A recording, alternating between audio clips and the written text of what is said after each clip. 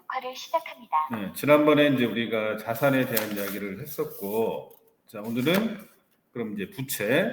어차피 이제 총 자산이라는 개념에는 부채도 이제 포함이 된다고 했었잖아요. 그죠? 그래서 부채에 대한 이야기를 할 건데, 자, 여기서 이제 우리가 제일 중요하게 생각해야 되는 거는 부채는 이제 돈을 빌리는 거, 빚지는 거잖아요. 그러면 이게 무조건 나쁜 거냐? 그건 아니라는 거죠. 이 부채도 이 부채의 성격에 따라서 할 만 좀 해볼 만한 부채, 뭐 좀 다르게 표현하면은 뭐 생산적 부채다 이런 표현을 쓰는데 부채를 해야 되는 경우도 생기거든요.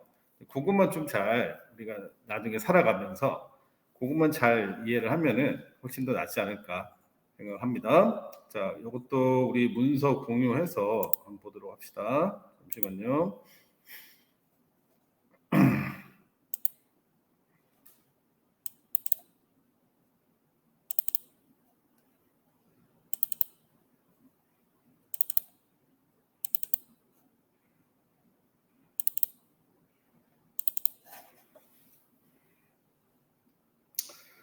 네, 그래서 우리가 지금 자산과 부채에 대한 이야기를 보고 있고, 자, 지난번에 자산에 대한 이야기를 했었고, 자, 오늘은 이제 부채에 대한 이야기.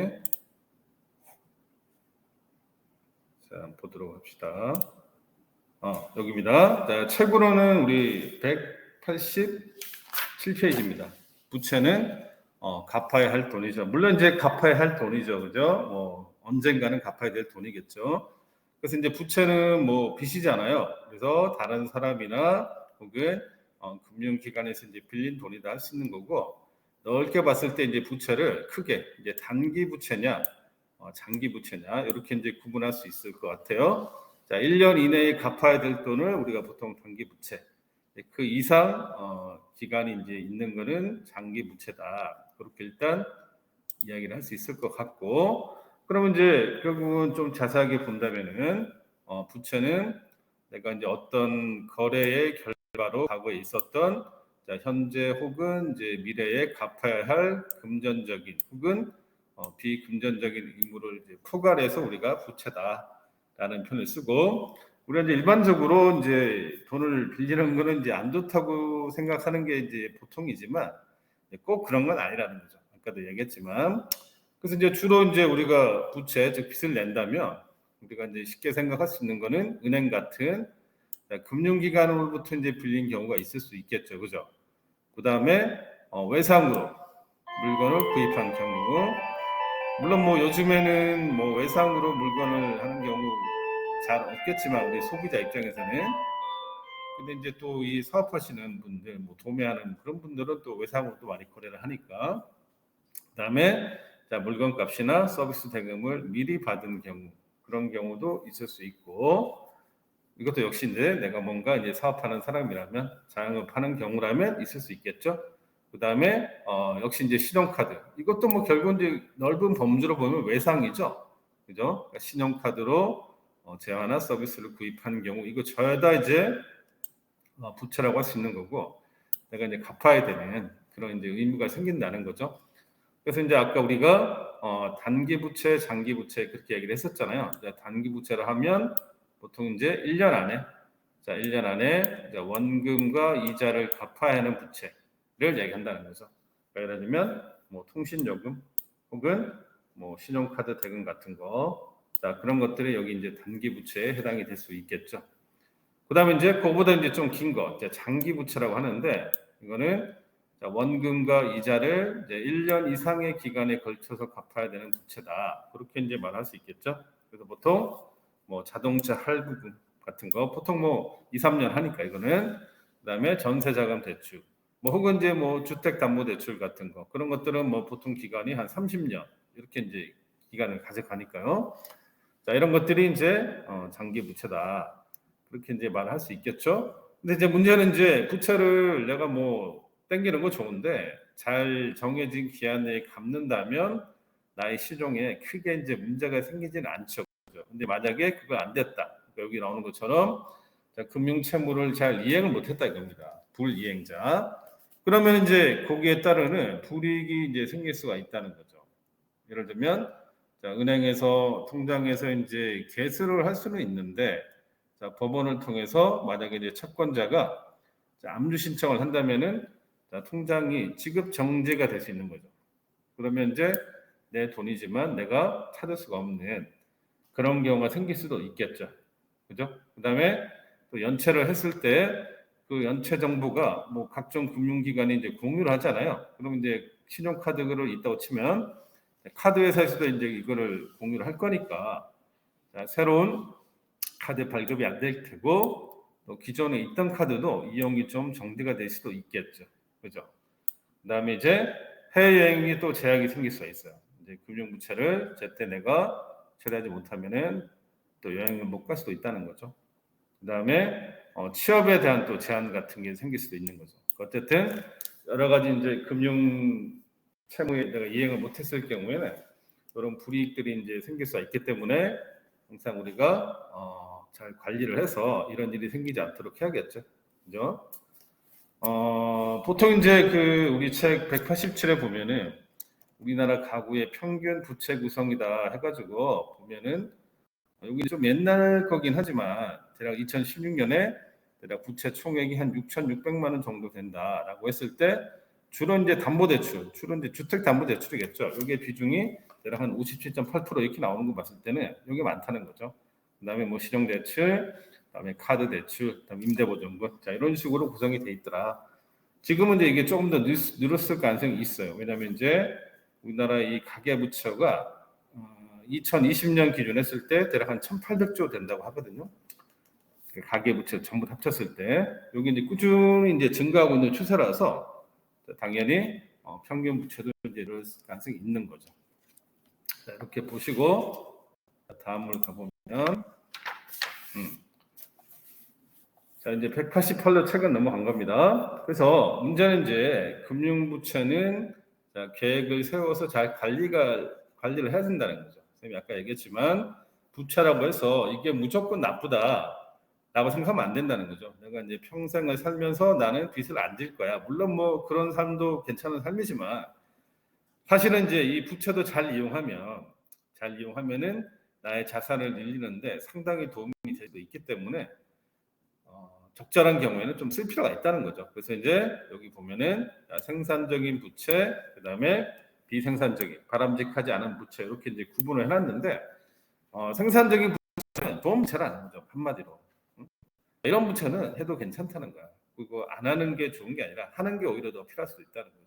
그래서 상환 능력이 되는 부채, 그게 이제 생산적인 부채다 할 수 있는 거고, 자 그게 안 되고 그냥 밑도 끝이 없이 그냥 빌린 거 이런 것들이 이제 바람직하지 못한 건데 이렇게 볼 수 있다는 거죠. 부채 이제 이자율보다 수익률이 좋다. 그러니까 내가 이제 돈 빌려가지고 어딘가에 자산에 투자를 했는데 그 수익률이 더 좋다면 그건 생산적인 부채를 할 수 있는 거죠.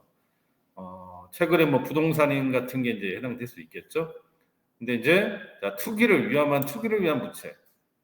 자, 이런 것들은 이제 바람가지 못한 건데, 자, 만기 시에 상환 못한다면 이자 부담도 올라갈 테고 시정도 떨어지겠죠. 그래서 자, 이 부채에 대한 관리가 필요하다. 뭐 다중채무라 하면은 뭐 부채가 한 군데만 있는 게 아니라 여러 군데 있을 수 있잖아요, 그죠? 그랬을 때 다중채무다. 그래서 자, 계획을 잘 세워서 내가 이제 감당할 수 있는 범위 내에서 부채라면 오히려 나의 자산을 늘리는 데 도움이 될 수도 있다는 거죠. 그래서 좀 자세히 본다면은 자 이런 겁니다, 그죠? 그래서 금융부채 이제 금융기관한테 이제 빌린 돈인데 자 생산적인 부채는 아까도 얘기했지만 이건 이제 갚을 능력도 있는 거고 자, 예상되는 이제 수익률이 이자보다 더 커요. 내가 내는 이자보다 수익률이 크다면 이런 건 해야지, 그지? 예를 들면 뭐 자녀 학자금 대출 같은 것도 경우 그렇게 해당이 될 수 있겠죠. 근데 이제 이거보다는 주로 이제 부동산 담보대출 같은 거 이런 것들을 우리가 이제 생산적 부채라고 하죠. 그러니까 예를 들면 내가 이제 집을 살려고 돈을 빌렸다. 보통 그런 경우는 이제 뭐 항상 그런 건 아니지만 대체로 그런 경우에는 수익률이 내가 이자율보다 더 높을 수 있기 때문에 괜찮다라고 얘기한다는 거죠. 물론 이제 지금 같은 부동산이 지금 막 떨어지고 있는 이런 시기는 좀 힘들 수도 있겠지만 우리가 이제 지금까지 경험을 봤을 때 부동산의 담보대출을 통해서 부동산을 샀을 때, 집을 샀을 때 늘 결과가 좋았다는 거죠. 지금까지는. 근데 앞으로도 뭐 크게 나빠지가 않으니까 그런 경우가 생산적 부채다 할 수 있는 거고, 물론 이제 우리 이제 대표적인 위험 자산인 뭐 주식 투자를 위해서 내가 돈을 빌렸다, 이거는 좀 안 하는 게 좋다고 하죠, 보통. 그래서 이제 그런 것들은 이제 바람직하지 못한 부채다라고 얘기합니다. 그죠? 여기 보면은 뭐 자기 쓰기 위해서, 호사를 누리기 위해서 뭐 빌린다든가, 그다음에 능력을 넘어서는 부채라든가, 위험한 투기, 방금 말한 것처럼 뭐 주식 투자 같은 거. 물론 뭐 내가 주식 전문가니까 나는 잘 할 거야, 뭐 그런 생각을 할 수 있겠죠. 할 수 있겠지만 늘 우리 시장이라는 게 내 뜻대로 움직이는 게 아니잖아요. 그죠? 그러다 보니까 그런 위험한 그 투자를 위해서 돈을 빌리는 경우는 하지 않는 게 좋겠다는 거죠. 그래서 이걸 좀 잘 우리가 오늘 수업에서, 뭐 다른 내용은 사실 그렇게 중요하지 않고, 결국 이제 내가 살면서 부채를 분명히 이제 얻을 수 있는데 그 부채가 생산적인 부채냐 아니냐, 이걸 잘 판단을 해야 된다는 거죠. 그래서 지금까지는 우리나라 같은 경우에는 집을 살 때, 집을 사기 위해서 부채를 좀 있는 경우는 그래도 괜찮았다. 결과적으로 수익률이 더 좋았기 때문에. 그렇지만 이제 그렇지 않은 경우, 예를 들면 뭐 자동차를 사기 위해서, 내가 뭐 카푸어 하기 위해서, 물론 카푸어 하려고 하는 사람은 없겠지만 고급 외제차 사고 싶어서, 뭐 혹은 주식 투자 위해서, 이런 것들은 좀 위험할 수 있다. 그런 부채들은 가능하면 안 하는 게 좋을 거다.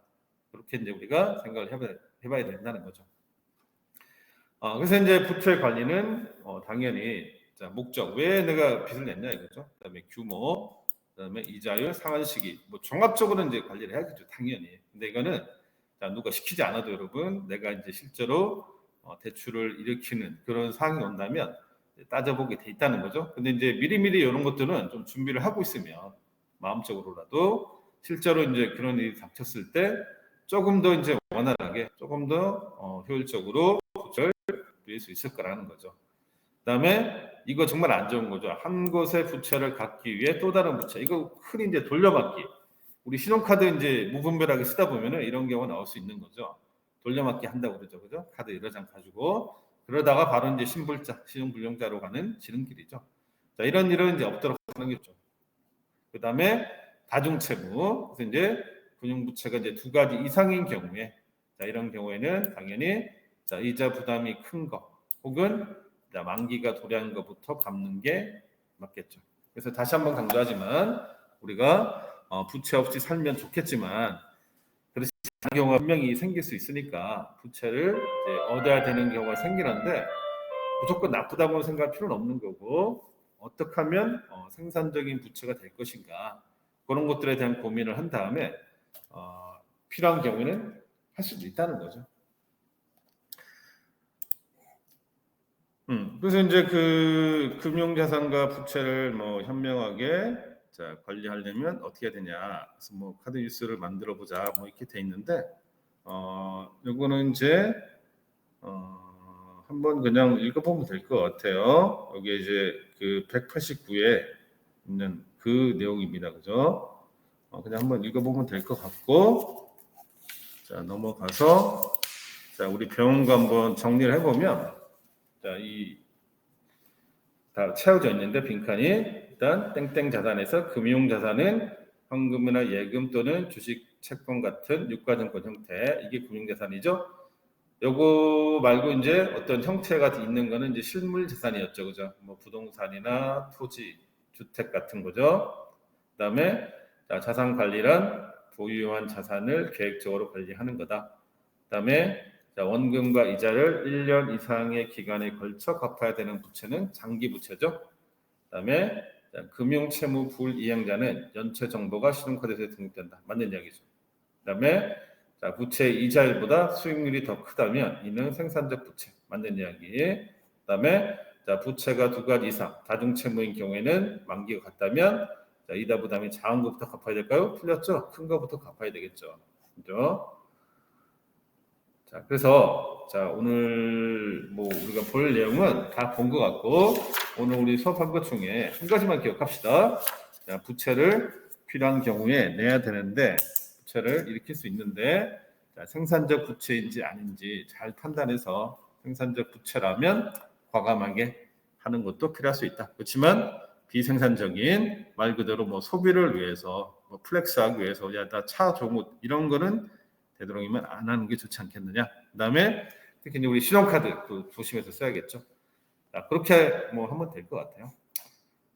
자, 그래서 오늘 수업은 제가 이렇게 해서 마무리하는 걸로 하겠습니다.